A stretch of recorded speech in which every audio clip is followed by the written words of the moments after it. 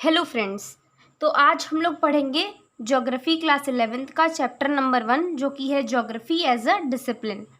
तो सबसे पहले इस चैप्टर का मतलब जानते हैं। देखिए यहाँ पे ज्योग्राफी एज अ डिसिप्लिन इसलिए बोला है कि यहाँ पे बिल्कुल भी कंफ्यूज नहीं होना है। डिसिप्लिन का मतलब होता है कि सब्जेक्ट मतलब ज्योग्राफी बाकी दूसरे सब्जेक्ट्स के साथ कैसे रिलेटेड है। ओके, तो सबसे पहली बात कि हम लोग इस चैप्टर की इधर डिटेल्ड समरी देखने जा रहे हैं। मतलब कि जो बच्चे ऐसे हैं जिनका कल एग्ज़ाम है, तुरंत एग्ज़ाम के एक दिन पहले पढ़ रहे हैं, उनके लिए तो ये बेस्ट ही है। और उन बच्चों के लिए भी ये बेस्ट है जो बाद में एग्ज़ाम है और आप देख रहे हैं, पहले देख रहे हैं, नो प्रॉब्लम। आप चाहे किसी भी टाइप के स्टूडेंट हो, ये डिटेल्ड समरी है, आप आराम से इसको आराम से मतलब पढ़ सकते हैं, ठीक है, विदाउट एनी प्रॉब्लम। और ये बहुत ईजी लैंग्वेज में होने वाली है। ज्योग्राफी एज ए डिसिप्लिन, तो डिसिप्लिन मतलब होता है कि दूसरे सब्जेक्ट के साथ ज्योग्राफी कैसे रिलेटेड है, ठीक है। अब देखिए सबसे पहले कि हमें ज्योग्राफी क्यों पढ़नी चाहिए। हमें ज्योग्राफी इसलिए पढ़नी चाहिए ताकि हम, जैसे मान लीजिए कि आपके वेकेशंस होते हैं, ठीक है, आप वेकेशंस में अपने मम्मी पापा के साथ बाहर गए, ओके, लाइक आप यूपी के साइड में हैं, आप बहुत गर्मी पड़ रही है, फिर आप चले गए वेकेशंस में मनाली घूमने, ओके। तो मनाली में वेदर बहुत ही अच्छा रहेगा, ठंडा मौसम रहेगा। तो ज्योग्राफी आपको ये मतलब पढ़ते इसलिए हैं ताकि आप ये अप्रिशिएट करें कि मतलब इतनी डाइवर्स इन्वायरमेंट है और मौसम ऐसा है, तो अप्रिशिएट करें, अच्छा बोलें उस चीज़ को और उसके पीछे की वजह ढूंढें कि आखिर ऐसा है तो इसके पीछे रीज़न क्या है। यहाँ मौसम ठंडा है तो फिर इसका रीज़न क्या है।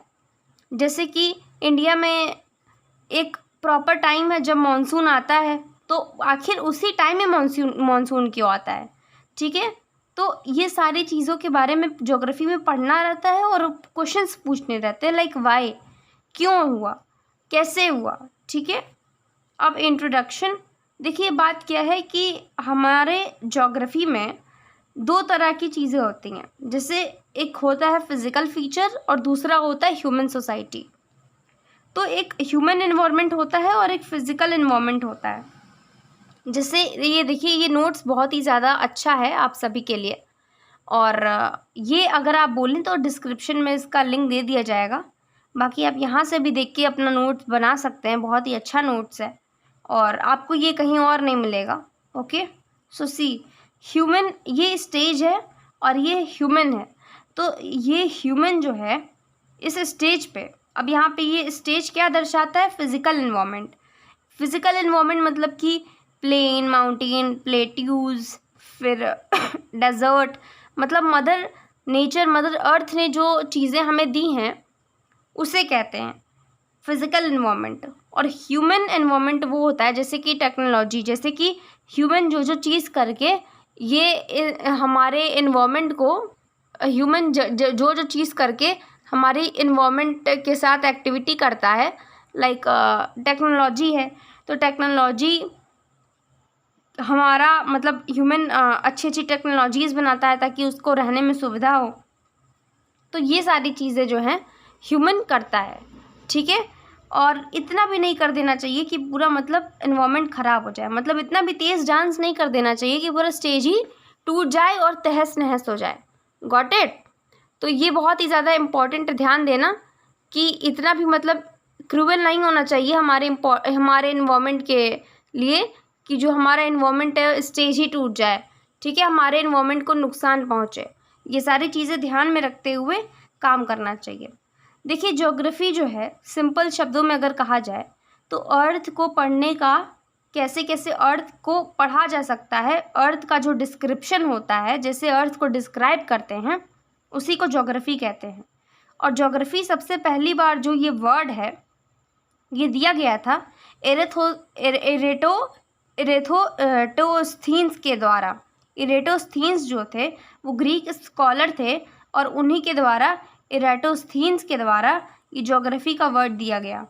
जैसे कि जियो मतलब होता है अर्थ और ग्राफोस मतलब होता है डिस्क्रिप्शन, यानी अर्थ के बारे में जो डिस्क्रिप्शन होता है उसी को ज्योग्राफी कहते हैं। अब ज्योग्राफी का कुछ अलग मतलब कुछ दूसरे सब्जेक्ट्स यानी कि डिसिप्लिन्स के साथ जो रिलेशन है वो थोड़ा देखते हैं, ठीक है। तो ज्योग्राफी जो है multi facet reality is always multi faceted and the earth is also multi dimensional, for example depression. देखिए इसमें ये बताया, ये नोट्स बहुत ही ज़्यादा प्रॉपर है। देखिए रियलिटी ये है कि जो अर्थ है जैसे कि मल्टी डायमेंशनल है। मल्टी डायमेंशनल मतलब जैसे बताते हैं, मान लीजिए डिप्रेशन वर्ड है, ठीक है, तो नॉर्मल अगर आप लोग अगर आप लोग से पूछा जाए कि डिप्रेशन क्या होता है, तो आप लोग बोलेंगे डिप्रेशन मतलब होता है एंजाइटी, स्ट्रेस। हम मतलब आप यही सब देख पा रहे होंगे, इमेजिन कर पा रहे होंगे। अगर इकोनॉमिक्स के स्टूडेंट से पूछा जाए तो वो बताएगा कि डिप्रेशन मतलब होता है कि फाइनेंशियली कमज़ोर पड़ना, ठीक है, नीचे गिरना। तो अलग अलग लोग अपना अलग अलग टाइप का डिप्रेशन का मतलब बताएंगे, ठीक है। अब ऐसे ही अर्थ भी वो भी मल्टी डायमेंशनल है। Many disciplines from natural sciences such as geology, pedology, oceanography, botany, zoology and meteorology, and a number of sister disciplines in social sciences such as economics, history, sociology, political science, anthropology, etc. study different aspects of the earth surface. सिर्फ geography में ही हम लोग नहीं पढ़ते हैं अर्थ के बारे में, जियोलॉजी में, पेडोलॉजी में, ओशिनोग्राफी, बोटानी, जूलॉजी, मेटेरोलॉजी और भी बहुत सारी चीज़ों में हम लोग ज्योग्राफी के बारे में पढ़ते हैं। यहाँ तक कि इकोनॉमिक्स में भी ज्योग्राफी के बारे में पढ़ते हैं। अब ये सोच रहे होंगे इकोनॉमिक्स में ज्योग्राफी के बारे में कैसे पढ़ते हैं। देखिए ये जो भी सब्जेक्ट्स हैं ना, सबका यही तो इस चैप्टर में आपको समझना है। जो बाकी के सब्जेक्ट्स हैं ना, उनका भी ज्योग्राफी से रिलेशन है। लाइक एक बात बताइए कि नॉर्थ इंडिया में, like I have written here an example, you can note it down, that is a very important example. See here, like what happens कि एलुवियल सॉइल है, ये यूपी, बिहार, पंजाब, हरियाणा में होता है, नॉर्दर्न प्लेन्स में, ओके, एलुवियल सॉइल। और यहाँ पे फार्मिंग बहुत ज़्यादा होती है। तो फार्मिंग इकोनॉमिक एक्टिविटी है कि नहीं है, है कि नहीं है, है ना। यूपी, बिहार, पंजाब, हरियाणा, इन सारे एरियाज़ में एलुवियल सॉइल पाया जाता है और ये ज्योग्राफी का हिस्सा है, ठीक है। और इस ज्योग्राफी के हिस्से से क्या हो रही है, फार्मिंग की एक्टिविटी हो रही है, एग्रीकल्चर। अब ये एग्रीकल्चर हो रहा है तो ये कौन सा पार्ट है, लाइक क्या उससे क्या हो रहा है, इकोनॉमिक एक्टिविटी में बढ़ावा हो रहा है। So this is known as एक सब्जेक्ट का दूसरे सब्जेक्ट से रिलेशन, मतलब ज्योग्राफी का बाकी के सब्जेक्ट से रिलेशन कैसे है। अब हिस्ट्री में देख लीजिए, जैसे पुराने ज़माने में आप सोचेंगे हिस्ट्री से क्या कनेक्शन है, भाई बहुत अच्छा कनेक्शन है। देखिए पहले जो है, पहले के ज़माने में हिस्ट्री में जैसे राजा हुआ करते थे तो वो अपने किले चट्टानों पे बनाया करते थे, ताकि जो दुश्मन है वो ऐसे डायरेक्ट देख ना पाए और ऐसे वार ना कर पाए, ठीक है। तो भाई हुआ हिस्ट्री का कनेक्शन ज्योग्राफी से, चट्टान ज्योग्राफी का पार्ट है। तो ऐसे ही जो ये हमारा ज्योग्राफी सब्जेक्ट है, ये बाकी सबसे जुड़ा हुआ है। Geography is different from other sciences in its subject matter and methodology, but at the same time, it is closely related to other disciplines.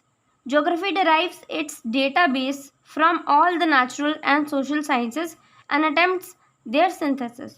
देखिए ज्योग्राफी भले ही अलग हो सकता है, ठीक है, अलग है, साइंसेस से अलग है, लेकिन इसमें रीज़न है कि ज्योग्राफी क्यों उसको बाकी सब्जेक्ट साइंसेस से उसको रिलेशन उसका बताया जाता है। क्योंकि साइंस में भी हम लोग ये पूछते हैं ना क्यों, और ज्योग्राफी में भी क्वेश्चंस करते हैं क्यों, ठीक है। ये बहुत इंपॉर्टेंट चीज़ है। अब ज्योग्राफी पढ़ने के एडवांटेजेस क्या हैं, तो ज्योग्राफी जो है हम लोग इसको एरियल डिफरेंशिएशन के जैसे पढ़ते हैं, मतलब कि बताते हैं, a geographer explains the phenomena in a frame of cause and effect relationship. Cause and effect relationship मतलब क्यों हुआ, ठीक है, helps in interpretation plus foresees the phenomena in future. देखिए इसके दो एडवांटेजेस हैं ज्योग्राफी पढ़ने के, और भी हैं लेकिन ये दो बहुत इंपॉर्टेंट हैं। जैसे इसमें बोला गया है कि ज्योग्राफी पढ़ने से एक तो ये पता चलता है किसी भी चीज़ के पीछे का रीज़न, सबसे पहला एडवांटेज है, एडवांटेज मतलब फ़ायदा।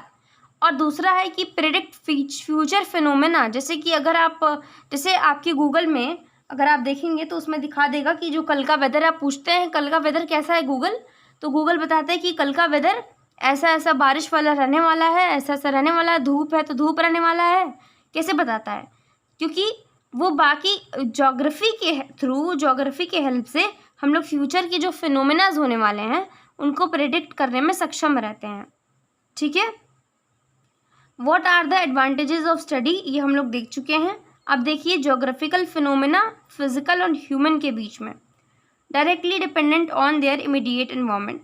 जो प्राइमिटिव मतलब जो पुराने ह्यूमन सोसाइटी थी वो डायरेक्टली डिपेंडेंट होती थी एनवायरनमेंट पे, लाइक गई शिकार की, मार के खा गई डायरेक्ट, मतलब अगर जंगल में गई तो उसको खाने पीने से ही डायरेक्ट मतलब होता था। और geography does is concerned with the study of nature and human interactions as an integrated whole.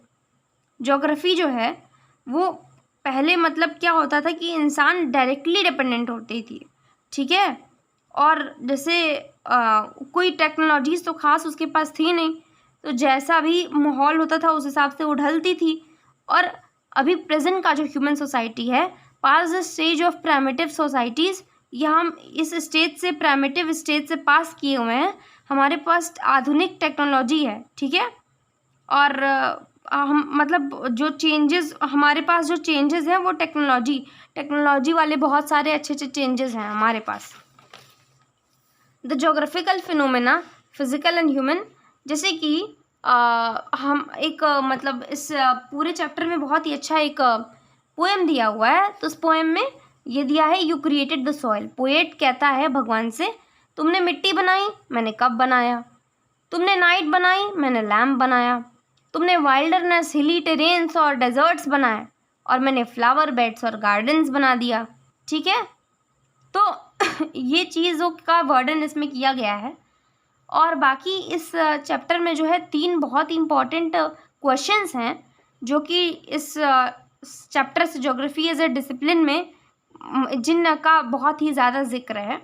What, where and why, जैसे कि some questions are related to the identification of the patterns of natural and cultural features as found. इतना लंबा चौड़ा sentence नहीं पढ़ने वाले, इसमें आपको बस क्लियरली इतना बताते हैं कि ज्योग्राफी को अगर कुछ साइंटिफिक बनाता है, जैसे कि मान लीजिए कि रेड सॉइल है तो ये कहाँ मिलता है, ठीक है, वहाँ क्यों मिलता है, तो वहाँ पे लाइक झारखंड में तो वहाँ पे क्यों मिलता है, तो आयरन की वजह से।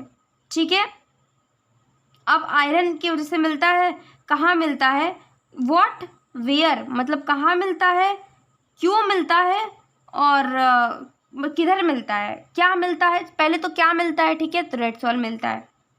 कहाँ मिलता है, झारखंड के साइड में मिलता है। क्यों मिलता है, क्योंकि आयरन के वजह से मिलता है, आयरन वहाँ पे है इसलिए मिलता है। तो ये 3 क्वेश्चंस हैं, व्हाट, वेयर एंड वाई, जिसका हम लोग बहुत ही भर भर के इस्तेमाल करेंगे ज्योग्राफी पढ़ने में। ठीक है, तो सीधी सीधी बात है, बहुत इंपॉर्टेंट चीज़ है और आप इसको ऐसे ही छोड़ के मतलब नहीं जा सकते हैं। और टॉपिक 3 में हम लोग देखते हैं, geography as a discipline is considered with 3 sets of questions, why, what, where. अब it studies the patterns of distribution of phenomena over space and interprets them, providing explanations for these patterns. Like what और where बताता है कि क्या क्या चीज़ें हैं और कहाँ पे हैं ये चीज़ें, और why बताता है जो कि इसको साइंटिफिक बनाता है कि क्यों ये चीज़ पाई जाती है। अब geography as an integrating discipline, देखिए ज्योग्राफी को जो है, ज्योग्राफी का रिलेशन हिस्ट्री से है। ठीक है, तो जब ज्योग्राफी का रिलेशन हिस्ट्री से होता है तो ये बहुत इंपॉर्टेंट टॉपिक है। आप लोग बहुत कंफ्यूज हो जाते हैं इस चीज़ में, प्लीज़ कंफ्यूज ना होइए। इसमें आप देखिए ध्यान से, स्पैटियल सिंथेसिस और टेम्पोरल सिंथेसिस। तो स्पैटियल सिंथेसिस में हम लोग स्पेस के बारे में बात करते हैं, यानी ज्योग्राफी में स्पैटियल सिंथेसिस, स्पेशियल सिंथेसिस कह सकते हैं, स्पेस के बारे में बात करते हैं यानी एरिया के बारे में। और हिस्ट्री में टेम्पोरल सिंथेसिस यानी टाइम के बारे में बात करते हैं, टाइम से रेफर करते हैं। जैसे एक एग्जांपल है, मान लीजिए आप ए प्लेस से बी प्लेस तक जा रहे हैं। ठीक है, यहाँ से यहाँ जाने में आपको 1500 किलोमीटर लगा। क्या डिस्टेंस है, स्पेस क्या है, एरिया 1500 किलोमीटर। यहाँ पे स्पेस बता रहे हैं तो यहाँ पे ज्योग्राफी की बात कर रहे हैं यानी स्पेशियल सिंथेसिस की। लेकिन हम लोग ये भी तो कह सकते हैं कि यहाँ से यहाँ जाने में 15 किलोमीटर जाने में 2 घंटे का वक्त लग रहा है, तो 2 घंटे का अगर आप प्लेन से जा रहे हैं तो, और 17 घंटे लग रहे हैं अगर आप किसी फास्ट मूविंग ट्रेन से जा रहे हैं तो इसको अब हम लोग टाइम की बात कर रहे हैं, घंटे, तो ये टेम्पोरल सिंथेसिस है, यानी हिस्ट्री से रेफ़र कर रहे हैं, यानी टेम्पोरल सिंथेसिस मतलब टाइम से रेफ़र कर रहे हैं। अब जो है ये बस इतना ही था, इसी में आप लोग लेके कंफ्यूज रहते हैं इस चीज़ को, कंफ्यूज तो मत ही रहिएगा, बहुत ही नॉर्मल सी चीज़ है। Geography is an integrating discipline. A geographer is required to have a broad understanding of all the related fields to be able to logically integrate them. जो एक जोग्राफर होता है उसको अपने फील्ड के बारे में बहुत ही डीप में नॉलेज होना चाहिए ताकि वो हर चीज़ के बारे में सोच सके, समझ सके, ठीक है। Geography influences historical events, spatial distance itself has a very potent factor to alter the course of history of the world. देखिए, जोग्राफर के पास बहुत ही अच्छा नॉलेज होना चाहिए अपने सब्जेक्ट के बारे में ताकि वो हर एक चीज़ के बारे में बताने में सक्षम रह सके, पोटेंशियल रख सके। और यही चीज़ के बारे में अभी हम लोग डिस्कस किए थे कि इसका इकोनॉमिक्स से कैसे तालमेल है। अब देखते हैं कि ज्योग्राफी और नेचुरल साइंसेस के बारे में। All the branches of physical geographer, देखिए फिजिकल जोग्राफी की कुछ ब्रांचेज हैं, हम लोग उसको और नेचुरल साइंसेस से कंपेयर कर रहे हैं। जैसे जियोमॉर्फोलॉजी, ये फिजिकल जोग्राफी है। जियोमॉर्फोलॉजी, क्लाइमेटोलॉजी, ओशिनोग्राफी और सॉइल जोग्राफी। जियोमॉर्फोलॉजी मतलब लैंड फॉर्म्स के बारे में पढ़ते हैं, लैंड फॉर्म्स मतलब प्लेन, माउंटेन, डेजर्ट्स। और क्लाइमेटोलॉजी मतलब क्लाइमेट के बारे में पढ़ते हैं। ओशिनोग्राफी मतलब पानी के बारे में पढ़ते हैं, ओशन के बारे में, ओशन के पानी के बारे में। सॉइल जोग्राफी में सॉइल के जोग्राफी के बारे में पढ़ते हैं कि सॉइल कहाँ कहाँ कैसा कैसा पाया जाता है, क्यों पाया जाता है, किस तरह का पाया जाता है। और इसी से रिलेशन है देखिए नेचुरल साइंसेस का। यहाँ पे भी हम लोग जियोलॉजी पढ़ते हैं, मेटेरोलॉजी पढ़ते हैं मतलब क्लाइमेट से रिलेटेड, हाइड्रोलॉजी पढ़ते हैं मतलब वाटर से रिलेटेड, पेडोलॉजी पढ़ते हैं मतलब सॉइल से रिलेटेड, ठीक है। और ज्योग्राफी के जो भी फील्ड्स हैं तो उनका आपको बुक में बहुत ही डिटेल में मिल जाएगा। Like wait, I'm showing you. See, यहाँ पे आपको सब कुछ है। यहाँ पे सारे ब्रांचेस के फील्ड्स हैं ज्योग्राफी के, जो कि आप एक बार पढ़ लीजिएगा।